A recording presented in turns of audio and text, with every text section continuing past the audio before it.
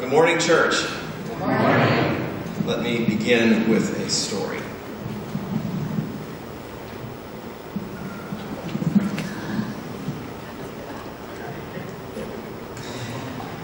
A long time ago, in a British colony far, far away, lived a man named Chris. He was a multiracial child who one day found himself captured and enslaved by a fellow colonist. In his early 20s, he bolted from captivity and never returned ever again, despite an alleged advertisement about his escape, and it included a reward for his return. As a once again free person, he poured his energy into becoming a successful sea merchant. He also became a skilled rope maker. Now, as time wore on, hostility developed among the colonists toward the royal occupying army. And though a man of color, Chris felt continual pressure from the Royal Armed Forces to join their ranks. It would be extremely easy for Chris to give up his own career and to join the military. He would have safety and protection against any possible violence that might emerge among the disgruntled colonists. He also would no longer be competing with soldiers who often took part-time work in the colonies, which left less work opportunities for the colonists. In all this, yet he resisted. Now, one night, in a large port city of the colony, Chris and a few others were involved in an altercation with some royal soldiers. Details are sketchy, but at some point a soldier pulled his gun and opened fire on the group, killing Chris first and 4 others shortly after. Due to local outrage, segregation laws were briefly suspended so that Chris could be laid to rest alongside his 4 fellow white martyrs. However, the military officer and the crew involved in the scuffle were all later acquitted. Does anyone recognize this tale? Have you figured out whose story I'm retelling? Well, on this date, March 5th, in the year 1770, a black and Native American man named Crispus Attucks was killed by a British officer in the streets of Boston, Massachusetts. This incident quickly became known as the Boston Massacre, and Attucks was memorialized as the first casualty of the American Revolution, more than 6 years before American independence was ever declared. The sad irony of his story is that the first fatality in the American struggle for freedom was incurred by a man who, were he still alive, still would not have won the same freedom as his white neighbors after the Revolutionary War had ended. On a broad scale, the battle that was brewing in the American colonies was a royal struggle. The king claimed his power and defiantly exercised it, even when it heightened the hardships faced by his subjects. In the British Empire of that time, there was a clear seat of power, and someone specifically sat upon it. So the American Revolution was quite literally a rage against the regime. The colonists were more than willing to jettison the king entirely and simply leave his chair vacant. And if the robust racial justice series here at MCCLV that just culminated in last week's hoodie rally taught us anything, it's that rage against the regime continues on still today, even if the source of oppression has morphed and multiplied from a single person into entire social systems. Now, what we must be mindful of today is that this struggle against people or things that want power over us is just as much an individual and an inward fight as it is a collective and societal one. We heard the Apostle Paul speak to this in his letter to the Romans. Death exercised dominion from Adam to Moses, he says. Brothers and sisters, this inner spiritual conquest for our very soul is, too, a royal struggle, and one whose outcome is no less important. Let me tell you why. So, the New Revised Standard Version of Romans 5, verse 14 says, exercise dominion. But I'm not sure how helpful that language is. Dominion is not a word we use much anymore, really in almost any context. So what it means for someone or something to exercise dominion may be hard to conceptualize. In this case, I'm going to go back to the New International Version, or even the King James, which both choose a common term. Reign. Not rain, as in precipitation from the sky, but reign, as in ruled over a land or a people. And who does this? A king, a queen, an emperor, an absolute ruler? I believe these are images we can better understand. The Greek verb is basileo, and it means I rule or I rule over. And from it, we get other frequent biblical words, like the nouns basileus, which means king or ruler, and even basileia, which means the authority, or the rule, or the kingdom of a person. Such as in he basileo theo, the kingdom of God. So we have this strong and unflinching language from Paul, which argues for a ruler of some sort, and that we find ourselves under the dominion of that ruler. For Crispus Attucks and his fellow patriots, an earthly royalty challenged them. For Paul, spiritual opponents and forces work to overtake us. Whatever the case, there are a few things that remain constant. There is always a seat of power to be claimed, and it cannot remain empty. Here's what we all need to remember about spiritual warfare. Every heart's a throne. Hear this clearly, please. Every heart is a throne that is continually fought for by people and things. And we cannot relent in defending our hearts for the Lord. For people of Jesus' era, calling the heart a throne would have been understood quite literally. The brain was not thought to be as sophisticated and as necessary to cognitive function as it is today. Instead, the heart was believed to serve that purpose.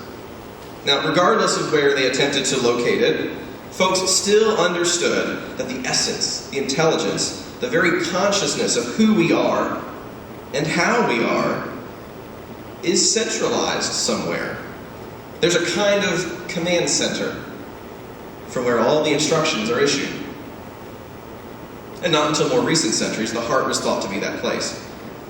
We actually still have some euphemistic holdovers from that way of thinking. For example, when someone memorizes something, we say that they know it by heart.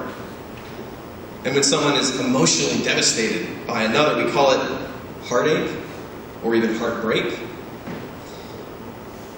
It's worth noting that this phenomenon, this concentration of one's identity, emotions, and cognition, has long been referred to as the seat of intelligence. How appropriate, right? I mean, think about it for a moment. Allow me to wordplay a bit and mix some definitions together. A seat is designed for someone to sit on it, is it not? And to say that our cognitive functions emanate from a seat of intelligence is to say that they emanate from a seat of power.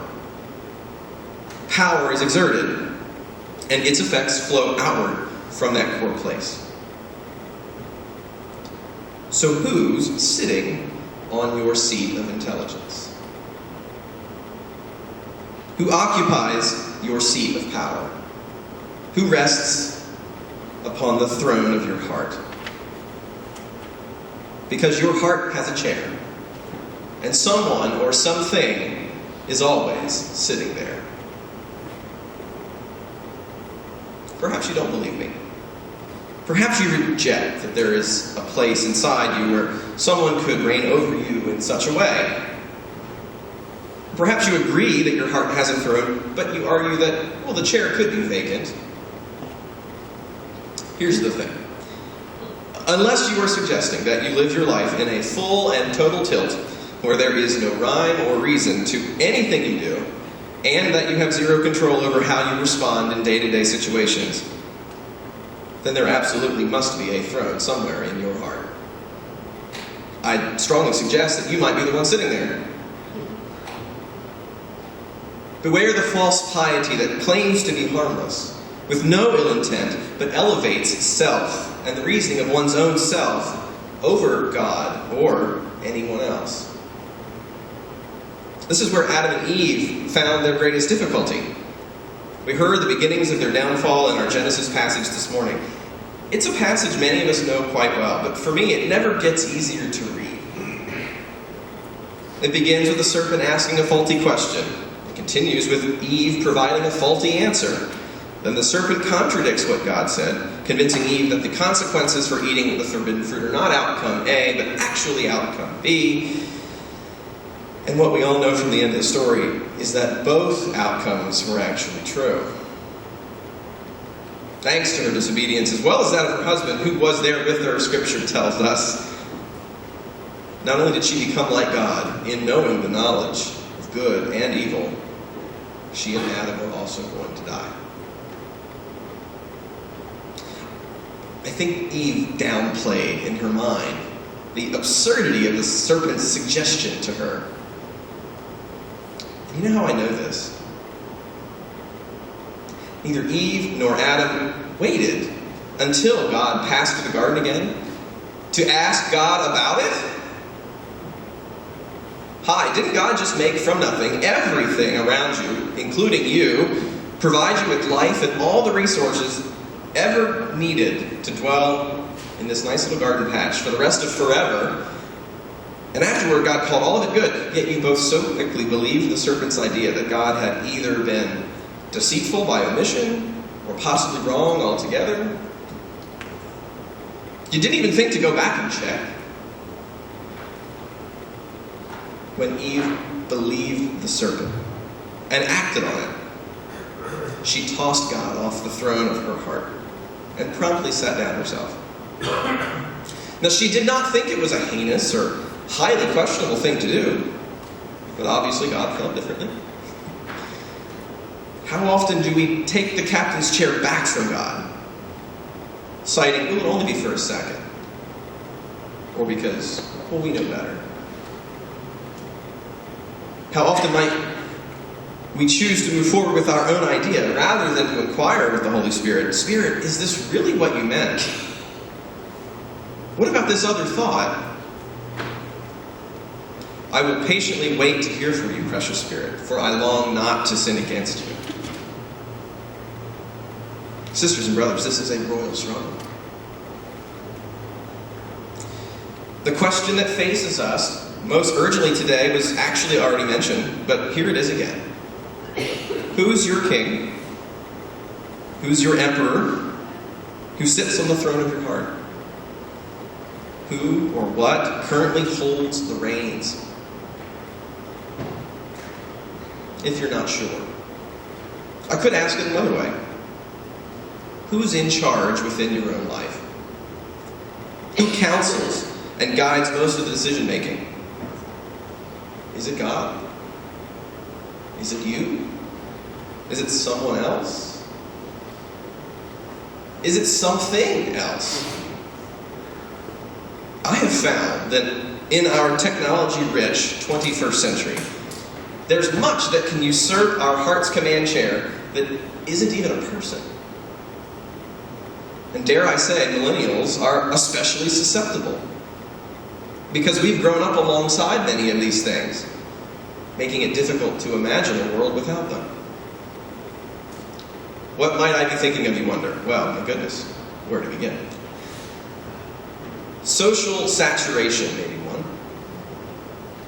Social psychologist Kenneth Gergen postulates the idea of a saturated self, defined as the dramatic expansion in the range of relations, real, virtual, and imagined, in which the individual is increasingly engaged. Now, he attributes even the possibility of this saturated self to modern communication methods, such as social media, and he argues that it takes a toll. On the interpersonal level, the condition of saturation leads to a receding sense of authenticity, and a diminishing in the time and attention devoted to any particular relationship. The result is a loss of enduring emotional intensity and commitment. Sound like anyone you know? When the idea of being out there for people becomes a driving force that actually influences decisions we make and priorities we hold, it has usurped the throne of our heart. Another thing that may have taken control of us. How about instant gratification? And by the way, this is also tied heavily with technology. Author and marketing consultant Simon Sinek blanketed social media during the winter after a December interview of his went viral. He spoke about millennials in the workplace, and though some points he made have been contested, I believe he offered some sound wisdom on this particular issue. He said, "Everything you want, you can have instantaneously. Everything you want. Instant gratification. Except job satisfaction, strength of relationships. There ain't no out for that." He continued, "They are slow, meandering, uncomfortable, messy processes." And he argued what this young generation needs to learn is patience. That some things that really, really matter, like love or job fulfillment, joy, love of life, self-confidence, a skill set, any of these things. He says all of these things take time. So when he mentions the strength of relationships, I hear God crying out to us to come back. Come back to be my child. I want some quality time with you. You see, God doesn't have a Facebook page, a Twitter handle, an Instagram account, or anything else. If you want to walk more deeply with the Creator of the universe, it takes time. It may take your whole lifetime to place God on the throne of your heart and to keep God there, but at the first sign of challenge from something that can give you a faster fix, God gets chucked aside faster than you can click, tap, or swipe.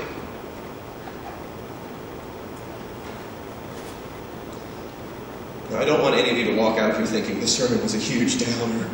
I don't want you to feel less motivated to face the spiritual battle that is waged within. Quite the contrary. I want you to feel more motivated to fight that good fight. It will take time. And all those other real or superficial relationships you attempt to maintain around you, they all pale in comparison with walking with the Savior. Rest assured that forgiveness is available. We will all trip and fall as we journey.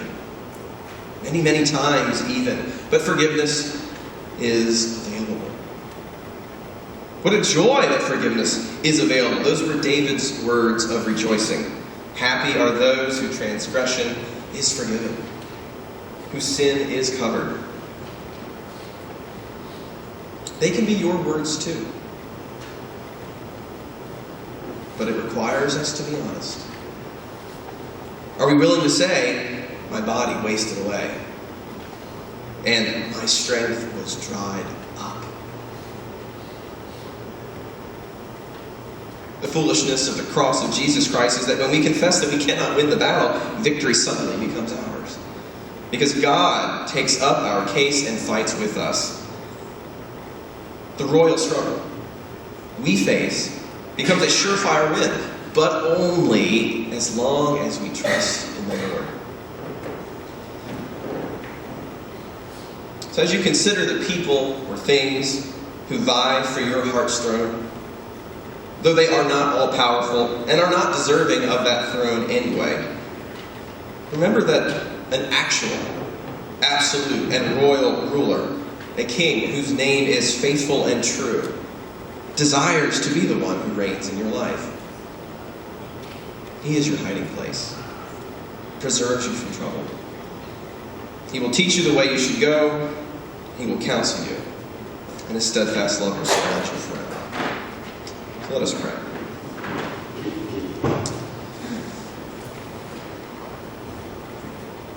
Holy and gracious one, God, it is easy for us to try to ignore that a war rages inside of us every day, every moment. God, there's a seat of power within us, a place from which all decisions, all priorities, everything comes from there. And God, we confess that sometimes you're not the one we're allowing to send out those things. Guide us. Give us wisdom. Give us courage and resolve to dethrone those things. God, even if it's us, help us to dethrone those things that hold the seat that is rightly yours. May we make you first in our life. God, we know that there are lots of things that are important to God, and they might even be good and blessed things that you have given us, but they are not the most important thing. It is you. Help us to seek you first and foremost. May our royal struggle be a victory in God's column. Let the people say.